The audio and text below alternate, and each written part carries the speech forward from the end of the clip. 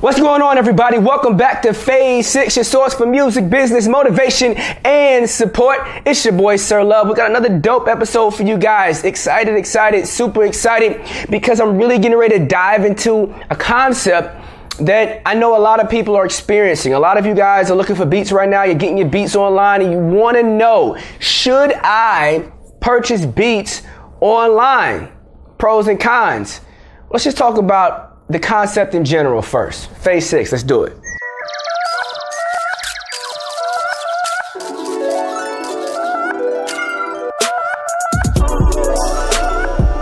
Boom, so let's do this. Right now, I want you guys to recognize that there is a huge trend that has been going on for a long time that most of you as an independent artist, if you're an independent artist or if you're a manager or anyone working in the independent space, you are familiar with this idea that beats are available online and you can buy them from a producer's website. Right now, producers are normally doing these things on YouTube.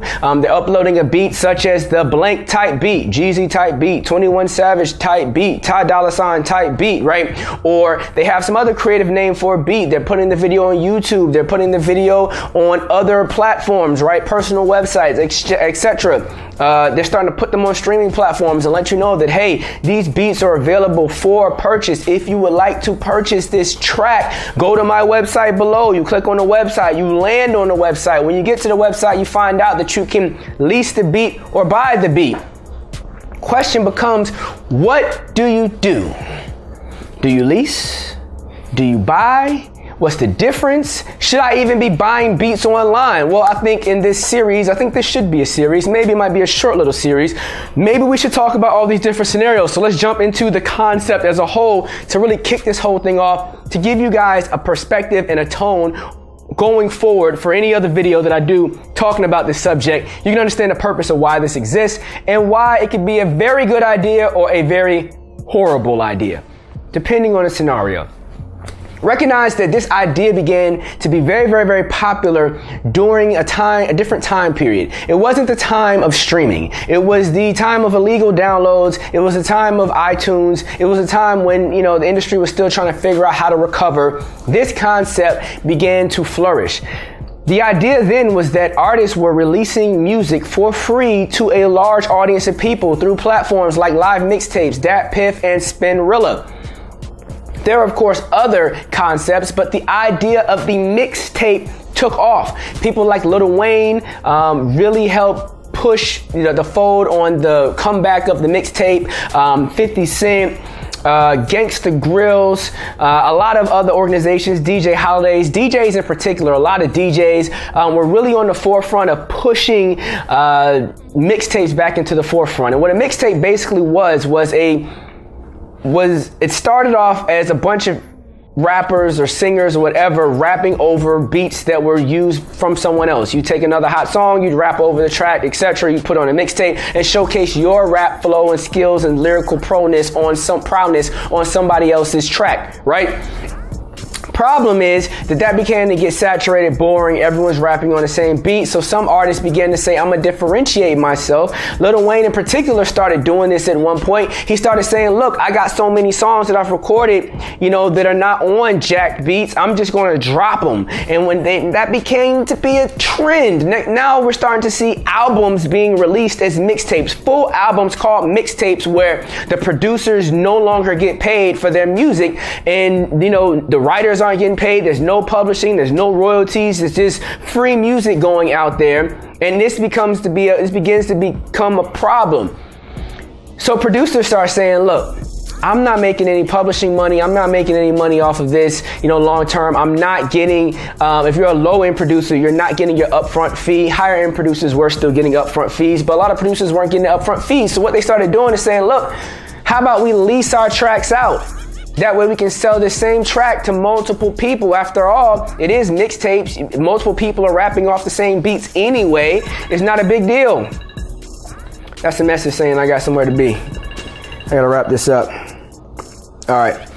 Anyway, I got some, so in this particular scenario, in this particular situation, the game begins to evolve. And now the concept of leasing beats becomes to be more and more popular. Leasing a beat basically means one producer can take this one track and sell this same exact track to multiple people. All of those people will have the exact same rights and ability to use this track on their song and release their song. The only caveat to this initially was that they're not allowed to sell the song at all. Over time, this caveat began to loosen and then began to be tiered. It began to be, hey, you can lease this track and you can't sell it all to, you can lease this track, you can sell it, but you can only sell X amount of copies, or you can sell it, but you can only sell it in these particular environments, or you can sell it, but you can only sell it in these. They started making all these different specificities to how the record could be utilized if you're using the leased version of the track, right?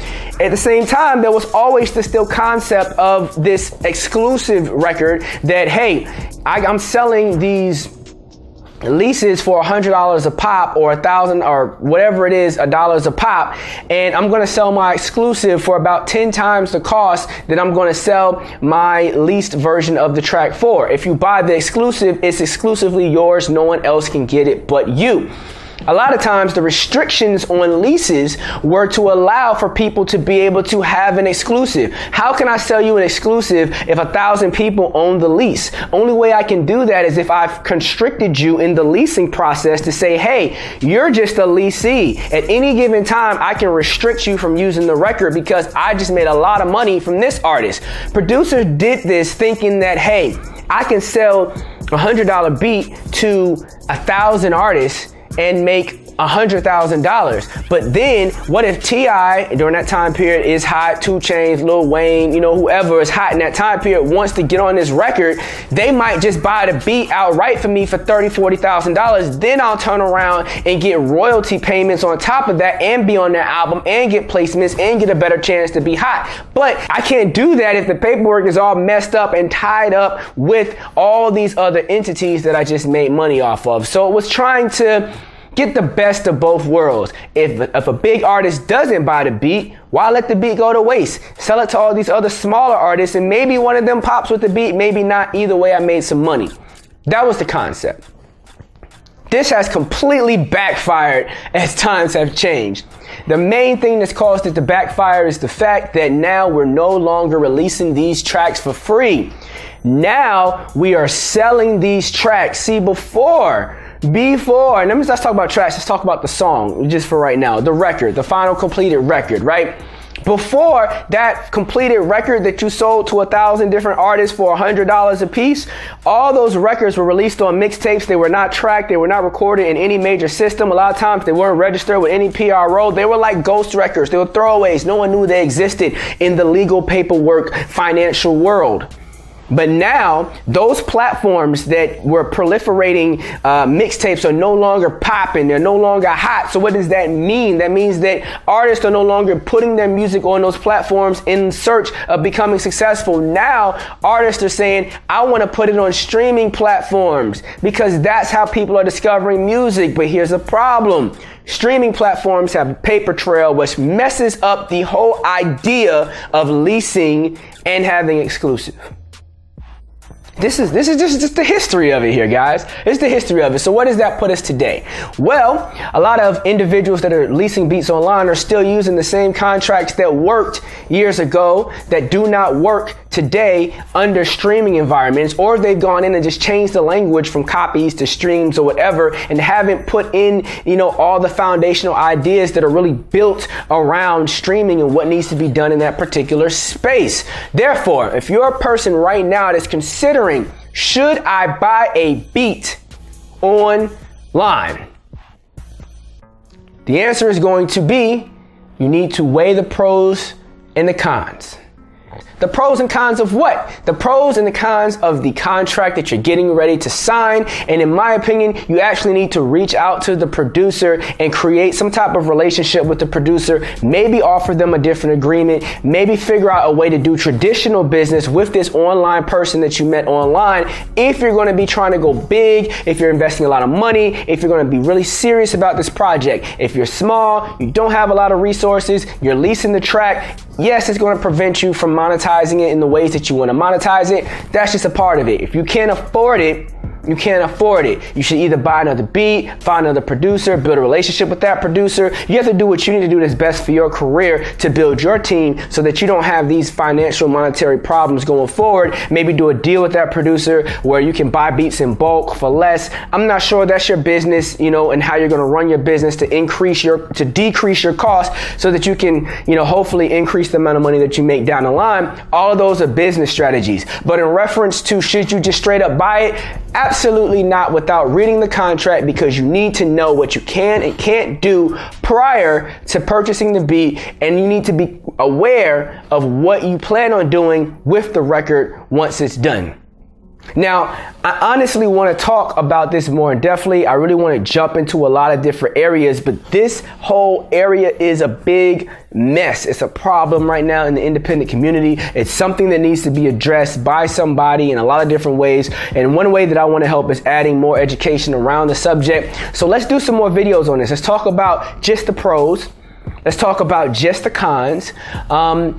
We've talked about the history so you understand the concept. And I think maybe the following video after pros and then cons, maybe after that we'll do some talking about what are some best practices if you decide after looking at the pros and the cons, this is something you still want to do. What are the best practices? And maybe after best practices, we switch it up and go into what are other options available for you. All right.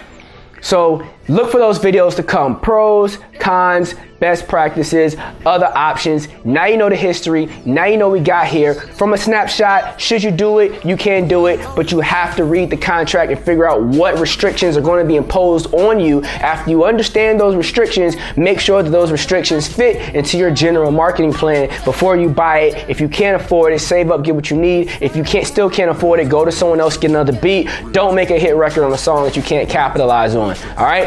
I don't know everything, but I know a lot about a little and a little bit about a lot. Trying to give you guys everything that I got right here on Phase 6. Sirr Love, stay tuned. Appreciate you guys. I'm out.